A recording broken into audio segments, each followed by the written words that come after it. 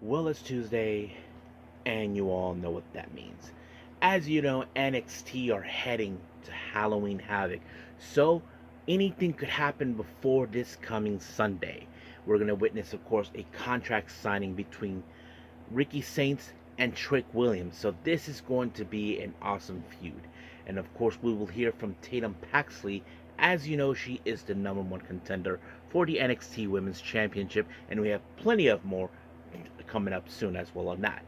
However, first things first, we're going to be reviewing, of course, the latest show by West Coast Pro with Put That On Something that took place on the 12th of October. So we're going to be reviewing a lot of matches, not only special matches, but also title matches. And as always, we will be capping up our episode as usual with some news updates to give you guys updates on what's been happening in the world of wrestling, such as what events the promotions are throwing out, who's booked, what matches are set, including developments that are happening in the world of wrestling as we speak. So, let's get ready for another episode of the Deleted Wrestle Zone.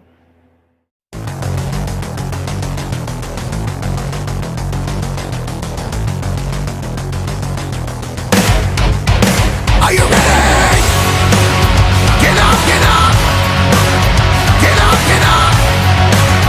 Get up, get up! Get up, get up! Get up, get up! Get up, get up! Hey everyone, welcome to the Deleted Wrestle Zone, all things that is pro wrestling with AEW, NXT, New Japan Pro Wrestling, TNA, the National Wrestling Alliance, various promotions, wrestlers, matches, and championships. I am your host, J Rod here. So, if you are new to the channel, welcome. This is a channel we do a lot of pro wrestling reviews from various promotions, not only here in the United States, but also in Japan, Mexico, Canada, Europe, the UK. Anywhere the pro wrestling is not as big, but it continues to grow. We also, of course, do discussion videos, talk about various topics such as the wrestlers themselves, the promotions, factions, storylines, whatever we want to talk about. We also, of course, do more news updates. If certain information was unable to be on this episode, we can either put it on the next one or on a separate video by itself. We also, of course, do real-time news updates to keep you guys on alert if something has happened in the world of wrestling that needs to be addressed ASAP. We also, of course, got the Unagi Sayaka Watch and various other cool wrestling content as well.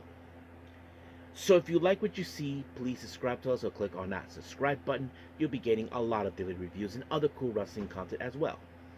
But if you like this episode, please give us a like on the like button or a nice comment in the description down below. Now, let it all begin. So let's start with West Coast Pro.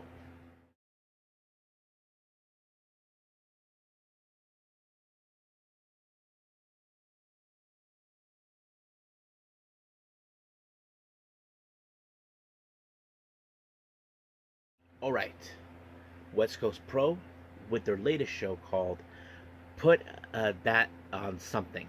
And this happened on the 12th of October. I believe that was this past Saturday, I believe.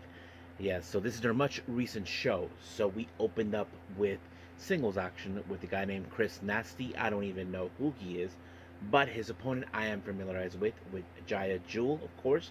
Many of you know him. He has that Cajun type of style that you can look at. And of course, I've always liked his style. He was able to pick up the win when he applied what he called the gator twist by using leverage on the ropes, and just like that, 1, 2, 3, he picked up the win. Next up, we got a guy named Michael Mori. He takes on someone who many of you know, Alan Angels, formerly known as Five. So yes, so Alan Angels made an appearance in here. Not to mention, he was also someone you know who was capable of winning. He eventually defeated, of course, Michael with looks more like an angel wings type of maneuver. I don't know what he calls it, but that sealed the deal for him to pick up the win. And just like that, 1, 2, 3, done. Our next match, we had a guy named Ethan Trails Kendo taking on the bounty hunter Brian Keith. So of course you know Brian Keith. He is who he is. He's been with West Coast Pro countless times prior before taking the deal with AEW, and of course he's returned back where he started, and of course collecting the bounty, and that's exactly what he did with, of course, Ethan Trails Kendo, or as people call him, ETK. He applied, of course, the Emerald Tiger Driver, and just like that, 1, 2, 3, it was over. Then he does this thing with his hat where he collects the bounty right from there. Now, our next match, we have six-man tag team match. We have All Day Crews, consistent of Aiden Andrews, Royce Kovia, Kozaya, and Cario Leon, taking on, of course, Los Suavecitos, Ricky G, Danny Rose, and Adrian Quest. As you all know, many of you know who follow West Coast Pro, Los Suavecitos are always the type of group who likes to cheat their way through, proving the dominance, saying that they are in control because they're bringing the LA scene to the world, and not to mention even LA doesn't like them. So basically, that's how it's always been, and of course, they are always looking for maneuvers to pick up the win. But however, one of the All Day crew members end up in the ghetto bros by, of course, Danny Bros, and he picked up the win. And just like that, 1, 2, 3, done. Our next match is for the West Coast Pro Golden State Championship. Alpha Zoe defends it against JT Thorne. But however, before that bell even rung, JT Thorne made a beeline towards, of course, towards Alvazo in hopes that he can try to take him out as fast as possible to become the next the Golden State champion. But however, that wasn't the case because Alvazo took him out completely with many things, and then he applied, of course, a big lariat, and just like that, 1, 2, 3, Alvazo retained the title. Our next match, we have Andrew Cass taking on someone you guys know, Tiger Style, Lee Moriarty. Now, of course, Lee Moriarty, he's been with West Coast Pro before, and not to mention a dedicated technical wrestler, and you all know exactly what he'll try to do to put down his opponent, and that's exactly what he did. He applied the Border City Stretch, and just like that, Andrew Cass had no choice but to tap out. Our next match is for the West Coast Pro Women's Championship. We have, of course, Johnny Robbie defended against Maya World, and of course people were behind Maya 100% in hopes that she wins this belt. But unfortunately, that did not go according to plan. Even though she put up a fight, Johnny Robbie applied that double knee stomp on the back of her head, and just like that, 1, 2, 3, she retained the championship. Now our main event, we have a mixed tag team match. We have Miko Aono teaming up with, of course, Vinny Masario. They take on Haley Dillon and, of course, the ecstatic crippler Kevin Blackwood. So, of course, there was going to be a bit of aggressiveness between, of course, Blackwood about determining to pick up the win, and that's exactly what he tried to do. He even went great lengths to put down Miko Aono when he applied a foot stomp, and just like that, 1, 2, 3, it was over. He won the match along with Haley Davis, and that's all she wrote, folks. So I have to say the show was pretty good. Not the best one, but it was a good show nonetheless. So right now we'll end things here with West Coast Pro and move on with our last and final review, NXT.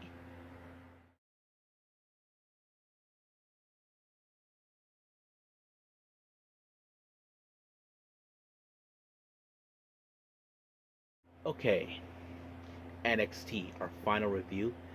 We opened up, of course, with Tatum Paxley doing a promo. She's being accompanied by none other than the Culling, Izzy Dane, Nico Vance, and Sean Spears. As many of you know, she won the Battle Royale that took place a week ago, naming her the #1 contender for the NXT Women's Championship. And of course, she had some things to say. But however, there's one person who believes that there is no way Tatum Paxley would walk out as the next NXT Women's Champion, and that is, of course, our current champion, Jay-Z Jane. So, as probably know, they ended up in a women's tag match that took place. Members of the Fatal Influence, and of course, Izzy Dame and Tatum Paxley. So that's going to be our main event. Now, we did see Stax hanging around with Ariana Grace talking about Santino Marella. Well, apparently Santino has declared Stax as his future son-in-law. And of course, he had something on his mind, and that is, of course, a title match for the TNA X Division title taking on Leon Slater. However, Leon is well prepared what he's getting himself into, but he has his boy, Javon Evans, as you probably know, the guy who have his back, and not to mention almost equal as him. So he's well prepared.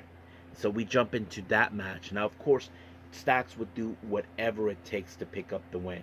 And of course, Javon Evans was having a bit of fun with the commentators, even trying to help Leon Slater, despite that he is not putting his hands on, of course, on Stax. So he's telling him, hey, he's hiding right behind over there. So that sets it up right there as well. But there was a very interesting moment where, of course, Ariana Grace falls into the arms of Javon Evans, and Evans is like, going, hell yeah. But of course, you don't want to piss off the boyfriend, and that is, of course, Stax. But in the end, it was Leon Slater that walked away with the win, applying the Swanton 450, and just like that, 1, 2, 3, he retained the title. However, during the post-match, Javon Evans and Leon Slater came up with another bright idea, decided to have a tag match between these two, taking on anybody. It doesn't matter if it's an NXT or TNA. However, they were about to mention another promotion, and that is AAA, and they were welcomed by none other than Mr. Iguana and La Parca. So it seems now that they have volunteered themselves to be the next people to challenge them, and that's going to happen this coming weekend at Halloween Havoc. So I'm sure we're all looking forward to that. Now, our next match is a speed title first round tournament. We have, and this time is the men's we're focusing. We have, of course, Zachary Wentz versus Jasper Troy. Now, of course, many of you would say that Zachary Wentz would look most likely could walk out as the winner due to the fact he'll be relying on speed. But however, that wasn't the case because it was not enough, because Jasper Troy put him down with the Black Hole Slam, a move that's been well recognized by the Abyss, and he used that on him, and just like that, 1, 2, 3, it was over. Now, as you all know, Kelani Jordan is now being looked at as a traitor by the entire NXT women's locker room, especially Lola Vice, who she always been good friends with, due to the fact that she was now becoming a turncoat, siding with TNA at the Survivor Series matchup. But of course, Kelani Jordan, her entire wardrobe was tossed on the ground, and of course, Jordan Grace had to be right behind her, realizing that this is a mess that she didn't ask for. But of course, Jordan Grace knows that she had some history with TNA. So basically, now Kelani Jordan's being looked at as the traitor within the NXT women's locker room. But we'll see what happens. Now, Dark State, as you know, they will be challenging the Hardys in hopes to regain the NXT Tag Team titles. But however, the Hardys have returned back to their old roots, where they're now broken again, and they're going to have their match in a Broken Rules match taking place on Halloween Havoc. So I can't wait to see that. Now, General Manager Ava was in the ring along with the NXT North American Women's North American Champion Soruka and her best friend Zarya. As you probably heard, Soruka injured herself in a SmackDown event for the WWE Women's Tag Team titles. However, apparently she is unable to compete in Halloween Havoc. And of course, Blake Monroe showed up in hopes to convince them to hand over the belt to her, but Zarya was not going to let that happen. So she puts herself in a position where she'll be interim champion in front of Blake Monroe. But however, Blake's like saying, this is exactly what I'm talking about. You're layering emotions flair. But however, General Manager Ava made it clear that this was a decision made by none other than the champion herself, Soruka, and of course she got the blessing. And then of course, Zarya took Blake Monroe out. So we'll see what happens in Halloween Havoc. Now, we did have another speed match for the men's, and this time is one hell of a match. We have Sean Legacy from Evolve, also part of the WWID Prospect.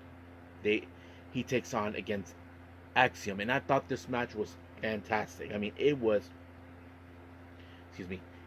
pretty good. I'm not gonna lie. I mean, I didn't know what was going to happen because time was running out. But Axiom was able to pick up the win after he applied his Spanish fly, and just like that, 1, 2, 3, it was over. But however, the match ended with 3 seconds to spare. I don't know what would have happened, but it was fantastic. Now we have Hank and Tank getting a bit of a measure of revenge against OTM, as you all know. Hank and Tank, along with the Culling, and of course, um, what was it? Oh yeah, and Chase U were in the match until they were interrupted by OTM causing the match, and they expected a measure of revenge. However, OTM decided to send a message to every tag team through Hank and Tank, showing them that they are the ones who are meaning business, and that's exactly what they've been doing the entirety of the time. But however, of course, they put out um, who uh, Lucian Price was able to take out Tank, and just like that, it was over. But however, OTM decided to continue with the carnage by taking out Tank, put him through the commentary table to send a direct message to the entire NXT Tag Team division. Now, Ren Sinclair was on the phone, of course, with Charlie Dempsey, who's been in Japan, and now Ren Sinclair wants to throw in a little return party, but she decides to ask help for Lash Legend how to do this. But of course, Lash is like not sure what to make of it. But of course, she got in the face. Of course, Lash was not appreciating what Ren Sinclair was doing until Kendall Gray, our newly crowned Evolve Women's Champion, showed up and defended her. So that's pretty cool right there. Now, our main event is Fatal Influence. Lainey Reed, who is now the newest member of Fatal Influence, teams up with Jay-Z Jane to prove her worth to the Fatal Influence, taking on the Cullings, Tatum Paxley, and Izzy Dame. Now, of course, we know how this type of match would be. We know that there's an X Factor. Fallon Henley will be out in the outside to ensure things will go exactly according to plan. And of course, that exactly what happened until Jay-Z Jane applying the rolling encore, and just like that, 1, 2, 3, Jay-Z Jane picked up the win. And then, of course, the entirety of the Fatal Influence tried to take out Tatum Paxley, but Paxley was able to fight back on her own, and just like that, it was over. Now, we ended the show with the contract signing for the NXT the NXT Championship between Ricky Saints and Trick Williams. This whole thing began because, as you know, Trick Williams does not appreciate the fact that he never got the title that he was attempting to get in the winner takes all, and now he wants to reclaim it. And this match is going to happen in Halloween Havoc.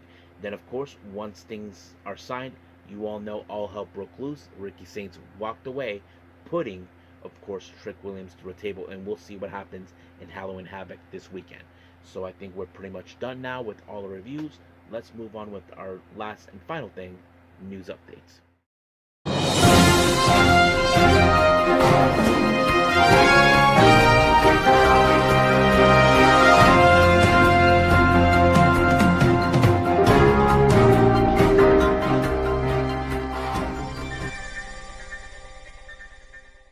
Okay, so welcome to our news updates. So let's begin with upcoming events. House of Glory has their Super Clash event on the 15th of November, and they announced a tag team match. We have Shotzi Blackheart and Scarlett Bordeaux.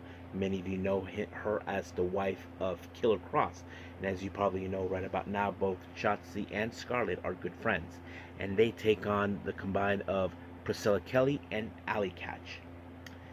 Then, of course, we have a interesting 10th anniversary show. As you all know, Starlight Kid, on the other hand, had her 10th anniversary show. Well, it turns out another one is going to have hers too, and that is someone from Stardom's past, Jungle Kyona. Now, as some of you know, Jungle Kyona has not wrestled for a long time. She did participate in the battle royal that took place in Starlight Kid's show, and she will be facing against her former teammate Saya Ida of Stars, which is going to happen on the 22nd of November in Nagoya Sportivia. So that's going to be awesome. Now, NXT has announced for the next pay-per-view show that will take place on the 6th of December in San Antonio, Deadline. So I'm sure there's going to be a lot of things taking place on that day. Now let's move on with some developments. It was later reported by Fightful Select about Mustafa Ali. Many of you may have heard that many talents' contracts are up by the end of this year. Mustafa Ali is amongst those people as well. However, he's keeping his options open for the future, so we don't know exactly where he's going to go from there. I'm sure he will love to stay in TNA, but we'll just wait and see. Now, as you all know, this coming weekend we have, of course, Mighty Gold's Grand Dynasty. Well, it seems the number one contender for the Mighty Gold World Champion, Miko Aono, has spoken on two different occasions. One about, of course, how she wants to make Mighty Gold rise now, like basically lift it up. And this is what she said: "My number one goal right now is to have more people to know about Mighty Gold. I have also felt frustrated when we were compared to the other promotion, Stardom, founded by Rossi. I believe there's a unique landscape I can show precisely because I didn't come from there. I want to make Mighty Gold bigger." So basically, she wants to elevate it. I mean, yeah, I mean, we know that they can do it, but the real question is how long would that take? I mean, Mighty Gold is nowhere near in the same level as Stardom. I mean, we know they can put up some good events, but they're not in that same level just yet. But we'll see. However, she did had a very interesting, a bit of a underwent a sort of a ritual or something in the waterfall called the uh, Takio at the Kuzuru Falls, and she's just preparing for her match, of course, against Utami Ishii. And she said this title match is a huge challenge for me. I wanted to draw on something beyond my own strength, which is why I came to perform in Takio. Even even while being hit by the waterfall, I was only thinking about the belt, which increased my concentration. The Miku Aono, now fiercely, passionately burning after it, being hit with the cold water, will wear the World Championship belt. So yeah, I mean, there is a strong chance we could see her that, but we just have to wait and see until that day comes. So that's pretty much it for our news updates for everybody else. So as right now, let's just call it a day. Well, I hope everybody enjoys this episode. Coming up, we have, of course, AEW Dynamite as we enter the fallout after Wrestle Dream. We don't know what's going to happen. Will the feud between Hangman and Samoa Joe continue? That is something we don't know. Um, what does this mean for Jon Moxley after losing to Darby Allin in the I Quit match? And various other things. So we just have to wait and see what happens. And also, I believe we will be reviewing WWE Evolve. We'll see after the aftermath of Secession. As you know, we have a brand new Evolved Women's Champion. We're going to see who's going to be the first to take cracks at her. But I wouldn't be surprised if the former champion, Callie Armstrong, will challenge her. But the real question is, who will be the next to challenge Jackson Drake for the Men's Evolved Championship? So stay tuned for that. And if there's anything else, we'll just have to wait and see. But, however, until then, I'll say this, that I will see you guys in the next DWZ time, same DWZ channel. I must bid all of you adieu. So, goodbye. And have a nice day. Bang.